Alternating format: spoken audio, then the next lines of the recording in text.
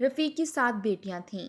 20 سال مزدوری کر کے صرف اتنے پیسے جمع ہوئے جن سے وہ صرف ایک بیٹی بیاہ سکتا تھا۔ ایک دن فقیر آواز لگا رہا تھا، اللہ کے نام پر 10 دو، اللہ 70 دے گا۔ تو بیوی نے بیٹی کا سارا جہیز فقیر کو دے دیا تاکہ 7 گنا ملے گا تو ساتوں بیٹیوں کی شادی ہو جائے گی۔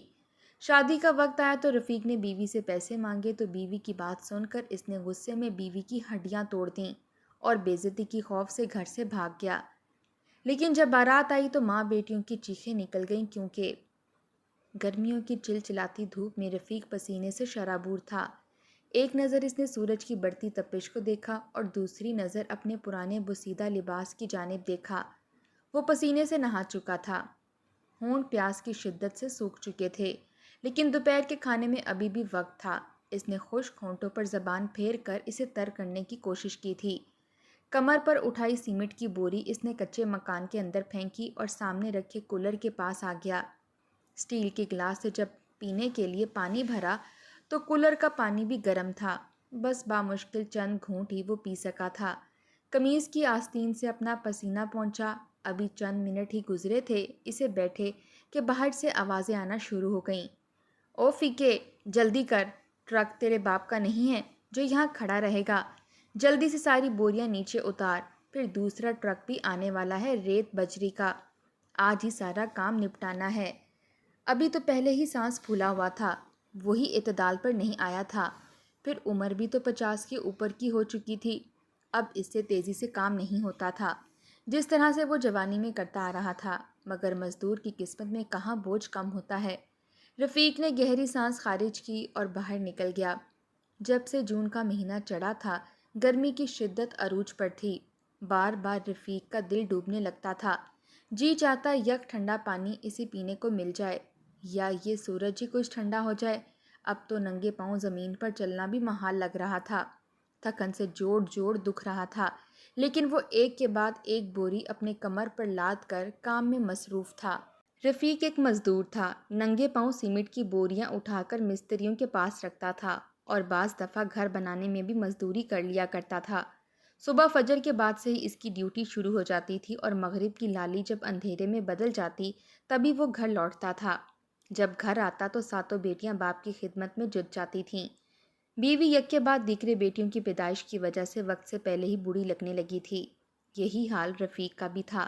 سیمنٹ کی بوریاں اٹھاتے اٹھاتے وقت سے پہلے کمر جھک گئی تھی اور پھر 7 بیٹیوں کا سوچ کر تو اس کی کمر مزید جھک جاتی تھی۔ بیٹے کی خواہش میں 7 بیٹیوں کی پیدائش نے اسے کملا کر کے رکھ دیا تھا۔ سب کی سب بیٹیاں خوبصورت سلیقہ شعار اور خدمت گزار تھیں، لیکن جہیز کے بنا کوئی بھی بیانے کو تیار نہ تھا۔ یہ وہ بھی جانتا تھا کہ جب تک وہ بیٹیوں کو جہیز نہیں دے گا کوئی بھی اس کی بیٹی کو نہیں بیاہ کر لے جائے گا۔ کھانے کے دسترخوان پر جب رفیق نے مرغی کا سالن دیکھا تو بیوی سے کہنے لگا، میں نے تمہیں کتنی بار یہ بات سمجھائی ہے کہ مرغی مت پکایا کرو، اتنی مہنگی ہو چکی ہے، یہی پتلی دال بنا لیتی تو 2 وقت گزر جاتے، پیسے بچا کر رکھا کرو، مگر تم سمجھتی ہی نہیں۔ ساجدہ کی شادی کے وقت کام آئیں گے، لیکن تم کو کیا، میری فکر ہی کہاں ہے تمہیں۔ باپ کا مزاج برہم دیکھ کر بڑی بیٹی ساجدہ نے ہی بات سنبھالی تھی۔ کہنے لگی، ابا ہم نے ہی اماں سے ضد کی تھی، 2 ماہ گزر گئے، کچھ اچھا نہیں کھایا، اس لیے اماں نے پاؤ مرغی لا کر ہمیں بنا دی۔ بیٹیوں میں تو رفیق کی جان بستی تھی، اس لیے کچھ نہ کہا۔ بیٹیوں نے پہلے باپ کو سیر ہو کر کھانا کھانے دیا، اس کے بعد جو بچ گیا اسی کو کھا کر اللہ کا شکر ادا کیا، مگر اگلے روز ہی جو قیامت ان پر ٹوٹی، ان کا گھر بکھر کر رہ گیا تھا۔ جون کی سخت گرمی کا دن تھا، لگتا تھا سورج سر پر کھڑا ہے اور اس کی تپش سیدھی رفیق کے سر پر پڑ رہی تھی۔ چند سیمنٹ کی بوریاں اٹھانے پر ہی وہ پسینے سے شرابور ہو چکا تھا، لیکن بہرحال کام تو اسے کرنا ہی تھا۔ ابھی سے بوریاں اٹھاتے ہوئے 1 گھنٹہ بھی نہیں ہوا تھا کہ جب وہ چکرا کر زمین پر گر گیا۔ سارے ہی مزدور رفیق کے پاس پہنچ گئے، اسے ہاسپٹل لے کر گئے۔ ڈاکٹر نے بی پی لو ہونے کا کہا تھا، پھر عمر کا تقاضا بھی تھا، اس لیے کچھ ٹریٹمنٹ کے بعد اسے ہوش آ گیا تھا۔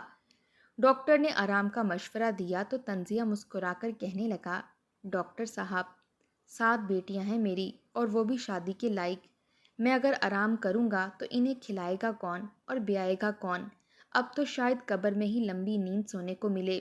جب وہ گھر پہنچا تو اسے وقت سے پہلے گھر دیکھ کر بڑی بیٹی ساجدہ وجہ پوچھنے لگی، ہاتھ میں پکڑی دوائیاں دیکھ کر اس کا دل سینے سے کھچا تھا۔ فوراً سے باپ کے پاس پہنچی تھی۔ ابا کیا ہوا ہے؟ تیری رنگت کیوں پیلی ہو رہی ہے؟ ساجدہ نے فکر مندی سے پوچھا۔ ارے کچھ نہیں چندا، بس ذرا سا چکر آ گیا تھا۔ مجھے ٹھنڈا پانی پلا دے، رفیق نے پھولتے سانس سے کہا۔ ٹھیک سے لفظ بھی ادا نہیں ہو پا رہے تھے۔ وہ چارپائی پر ہی بیٹھ گیا۔ قریبی زمین پر بیوی جائے نماز بچھائے نماز پڑھ رہی تھی۔ سلام پھیرتے ہی دوسری بیٹی کو آواز دے کر کہنے لگی، ارے او فاخرہ، چینی نمک والا پانی بنا کر دے اپنے ابا کو، دیکھ تو کیسے ہانپ رہے ہیں۔ بیوی نے جائے نماز طے کی اور ایک طرف رکھ کر رفیق کے پاس بیٹھ گئی۔ کہنے لگی، سنو جی، میں تو کہتی ہوں 1-2 دن کا آرام کر لو۔ دیکھو تو کیسے رنگت پھیکی پڑ گئی ہے۔ اب کی بار رفیق اسے غور سے دیکھ کر پھر بولا، 7 بیٹیوں کا بوجھ ہے میرے سر پر، اگر میں گھر پر بیٹھ گیا تو فاقوں کی نوبت آ جائے گی۔ اتنی دیر میں فاخرہ پانی کا شربت بنا کر لے آئی تھی۔ رفیق نے شربت پیا اور وہیں چارپائی پر لیٹ گیا۔ بیٹی نے سٹینڈ فین بھی لگا دیا تھا۔ اللہ نے دی ہیں تو اللہ ان کے نصیب بھی اچھے ہی کھولے گا۔ میرا تو اپنے رب پر بڑا یقین ہے، آپ کیوں فکر کرتے ہو؟ جی آرام سے سو جاؤ۔ رفیق کو بھی آج تک اپنی بیوی کی بات سمجھ نہیں آئی تھی۔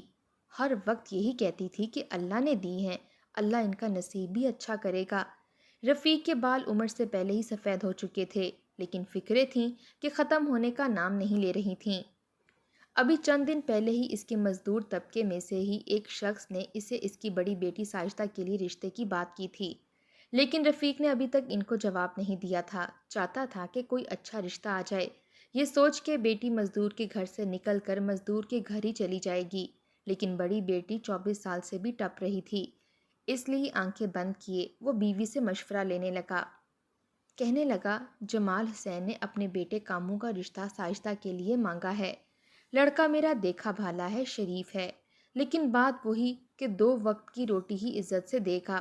بیوی نے کہا کہ بلا لو ان کو، اب بچی کو بیانا بھی تو ہے۔ رفیق نے حامی بھرتے ہوئے اس بات میں سر ہلا دیا۔ چند دن بعد ہی جمال حسین اور اس کی بیوی ساجدہ کو دیکھنے کے لیے گھر آ گئے۔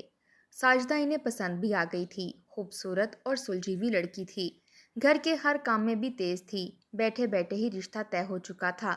چند ماہ بعد ہی شادی کا بھی جمال حسین نے کہہ دیا تھا۔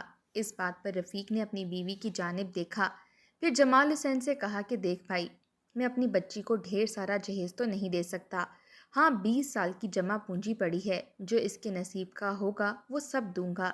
جمال حسین خود مزدور طبقے سے تھا، اس لیے کچھ نہیں بولا، اس کی مجبوری کو سمجھتا تھا، لیکن بیوی نخرے باز تھی۔ کہنے لگی، جمال حسین ایک ہی ایک بیٹا ہے میرا، میں نے تو سارے چاؤ اس کی شادی پر پورے کرنے ہیں۔ برادری میری زیادہ لمبی چوڑی تو نہیں ہے، لیکن ظاہر ہے بیٹے کی بارات 100 بندوں میں تو لاؤں گی، اور کھانے کی ہی عزت ہوتی ہے۔ میاں بس میرے براتیوں کو اچھا پوچھ لینا، باقی تیری بیٹی ہے، جو تو دے گا وہ اپنے کمرے اور گھر میں سجا لے گی۔ سیدھا سا مطلب تھا کہ جو جہیز دو گے بیٹی استعمال کر لے گی۔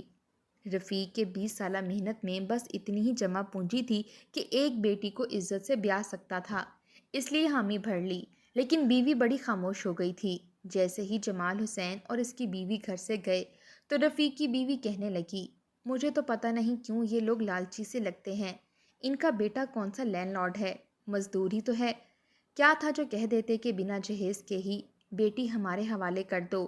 بیوی کی بات سن کر رفیق ہلکا سا مسکرایا، کہنے لگا، غریب ہو یا امیر، بنا جہیز کے بیٹی گھر سے رخصت نہیں ہوتی۔ خیر تو ایک کو تو بیانے کی تیاری کر، باقی کی دیکھی جائے گی۔ رفیق کو یہ تھا کہ چلو ایک بیٹی تو اپنے گھر کی ہوگی، لیکن بیوی بڑی متفکر سی لگ رہی تھی۔ ابھی یہ بات کچھ پرانی بھی نہ ہوئی تھی کہ فاخرہ کے لیے بھی محلے کے موچی کے بیٹے کا رشتہ آ گیا۔ گھر وہ بھی مناسب سا تھا، لیکن لڑکے کا کام اچھا تھا۔ لڑکے کی ماں خدائی تھی، اب بتانے لگی کہ میرا بیٹا روز کے 1500 کماتا ہے، بے شک بیٹا موچی ہے لیکن کمائی اچھی ہے۔ لیکن جب رفیق کی بیوی نے کہا کہ وہ 2 بچیوں کو جہیز میں اتنا نہیں دے سکتے تو خاتون کا منہ بن گیا تھا۔ کہنے لگی، دیکھ لو، شادی تو ایک بار ہی ہوتی ہے، ماؤں کے بھی کچھ ارمان ہوتے ہیں۔ بی بی بہرحال تیری مرضی ہے، لیکن یہ ہے کہ تیری بچی ہمارے گھر میں خوش رہے گی، ہم اسے ہاتھ کا چھالا بنا کر رکھیں گے، کسی چیز کی کوئی کمی نہیں آنے دیں گے۔ اتنا سننا تھا کہ رفیق کی بیوی سوچ میں پڑ گئی کہ یہ رشتہ اگر ہاتھ سے نکل جاتا تو شاید وہ ساری زندگی پچھتاتی رہتی، مگر یہاں بھی تو جہیز ہی دینا تھا، آخر وہ کیا کرتی۔ اس شام جب رفیق گھر آیا تو بیوی کو پہلی بار متفکر سا دیکھ کر کہنے لگا کہ کیا بات ہے، تم اتنی پریشان کیوں لگ رہی ہو؟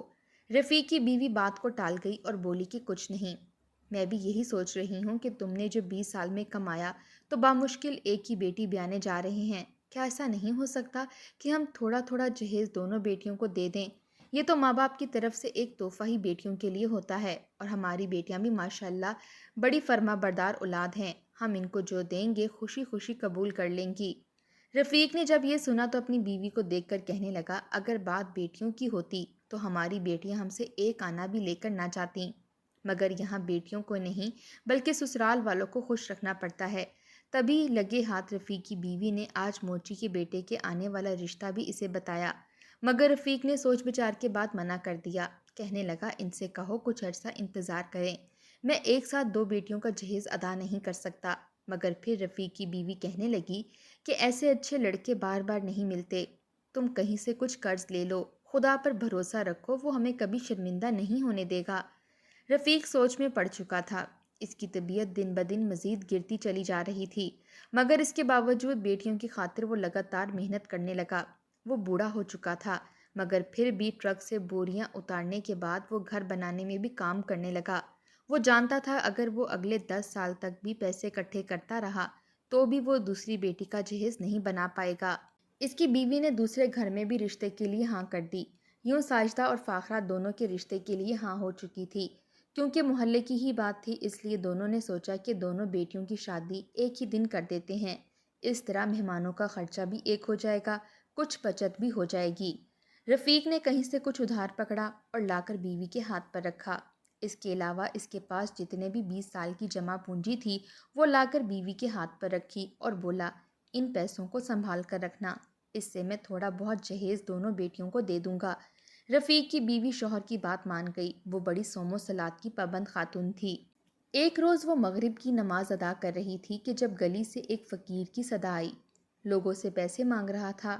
کچھ ہی دیر بعد وہ دعا دیتے ہوئے کہنے لگا، خدا تم لوگوں کا بھلا کرے، تم مجھے ایک دو گے، خدا تمہیں 7 گنا کر کے دے گا، تمہارے رزق میں برکت ڈالے گا، مجھے خالی ہاتھ مت لوٹاؤ، خدا تم لوگوں کو ایک نیکی کے بدلے 70 گنا دے دے گا۔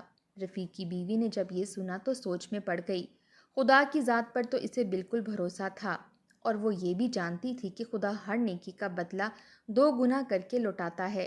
وہ فوراً خوش ہو گئی۔ اس نے کچھ سوچا اور پھر شوہر کی دی ہوئی تمام تر رقم لا کر اس فقیر کے پاس چلی گئی۔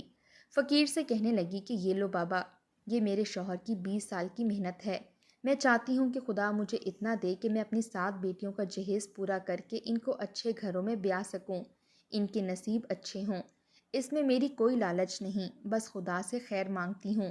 فقیر نے جب یہ دیکھا تو ایک نظر رفیق کی بیوی پر ڈالی اور پھر آسمان کی جانب ہاتھ بلند کر کے کہنے لگا، خدا تمہیں کبھی بھی مایوس نہیں ہونے دے گا، تمہارا سر ہمیشہ اونچا ہی رہے گا۔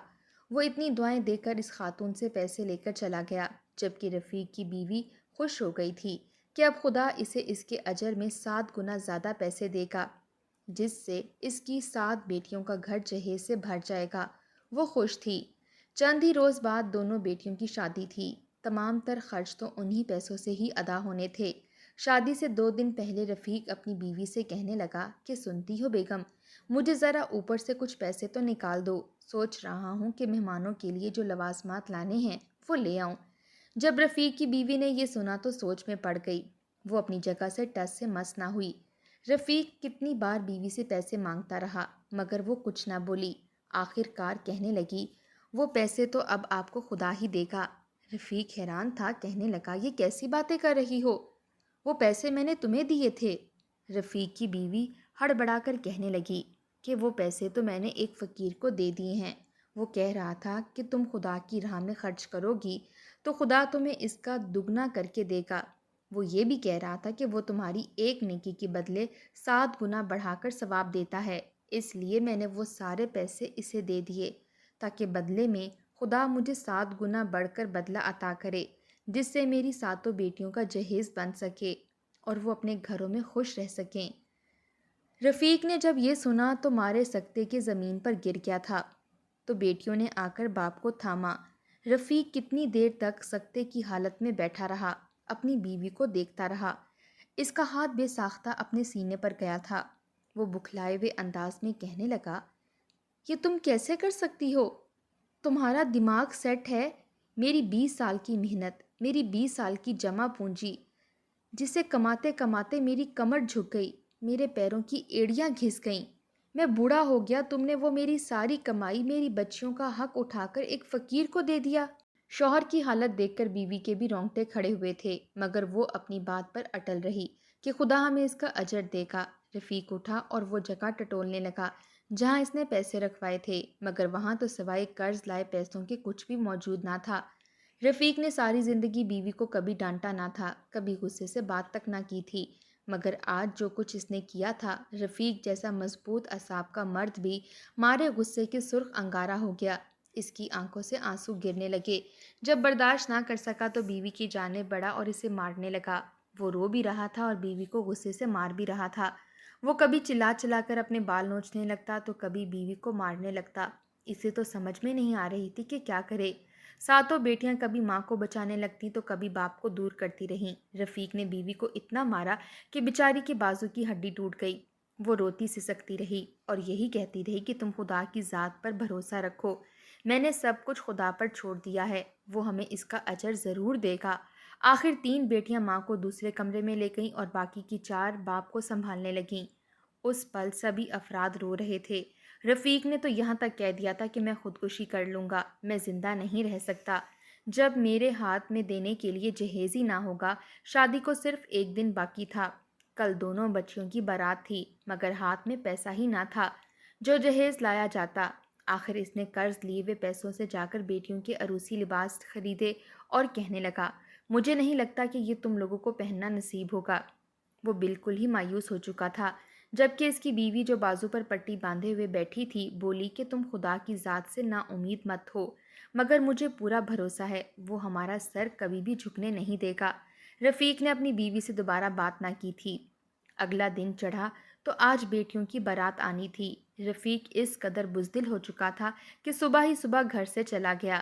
بیٹیاں روکنے لگیں تو کہنے لگا، میں یہ ذلت برداشت نہیں کر سکتا، میں مر جاؤں گا اگر یہاں رک کر وہ تماشا دیکھا۔